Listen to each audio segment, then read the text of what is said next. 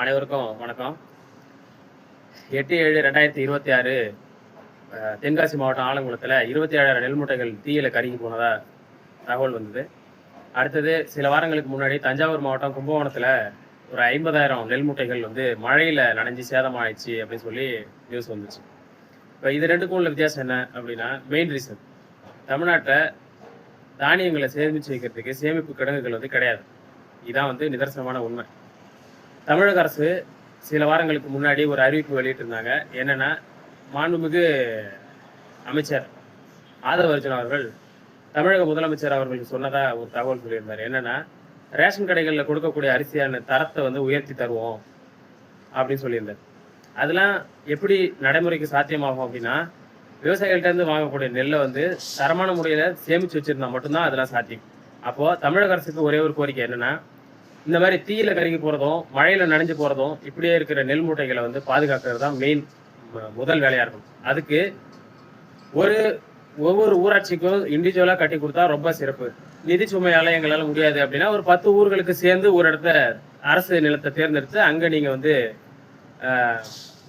சேமிப்பு கிடங்கு கட்டுவதற்கு இடத்த தேர்வு செஞ்சு அங்க நீங்க கட்டலாம். இதுக்கு எங்கள்கிட்ட பட்ஜெட் கிடையாது, நிதி இல்லை, தமிழகம் கடன்ல தத்தளிக்குது அப்படின்னு நீங்க சொன்னீங்க அப்படின்னா அதுக்கும் ஒரு வழி இருக்கு. ஊராட்சிகள்ல ஏரி மீன் குத்தகை விடுவாங்க.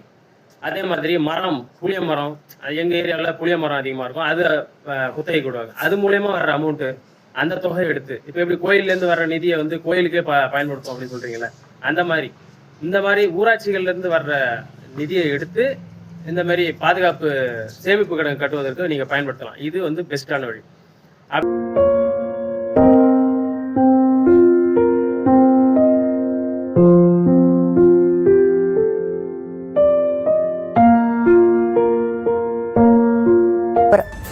கும்பகோணம், பாபநாசம், திருவிடைமருதூர் சுற்று வட்டார பகுதிகளில் கொள்முதல் செய்யப்பட்ட நெல் மூட்டைகளை கும்பகோணம் அருகே உள்ள பட்டீஸ்வரம் திறந்தவெளி சேமிப்பு கிடங்கில் சேமித்து வைக்கப்பட்டுள்ளது. இங்கு சுமார் 1.5 லட்சம் மூட்டைகள். நம்ம சாப்பிட்ற சாப்பாடு விவசாயிகள்கிட்ட தான் வருது.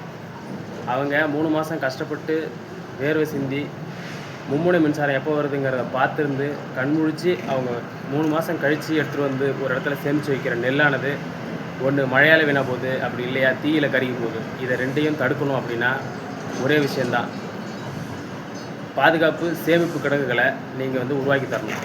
விவசாயத்துக்கு இன்னும் எப்படியெல்லாம் உதவி செய்யலாம், எந்தெந்த வழிமுறைகளில் விவசாயிகளை பாதுகாக்கலாம் அப்படிங்கிறதையும் நீங்கள் கமெண்டில் சொல்லுங்கள். இந்த வீடியோவை நிறைய பேருக்கு ஷேர் பண்ணுங்கன்னு சொல்ல மாட்டேன், ஷேர் பண்ணி தான் ஆகணும், வேறு வழி இல்லை. நம்மளுடைய நிலைமை அப்படி இருக்கு. நன்றி, வணக்கம்.